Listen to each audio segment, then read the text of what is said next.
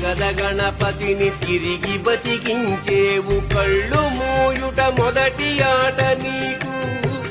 ఆటగద మాయకే మాంగళ్యమును గట్టి కామదానం సయ్యాట నీకు ఆట బ్రహ్మకు సృష్టి అంతమే నీ దృష్టి విష్ణు మాయలు కూడా ఆట నీకు ఆట చదువుల తల్లి ఆట బంగారు వల్లి ఆట చదువుల తల్లి ఆట బంగారు వల్లి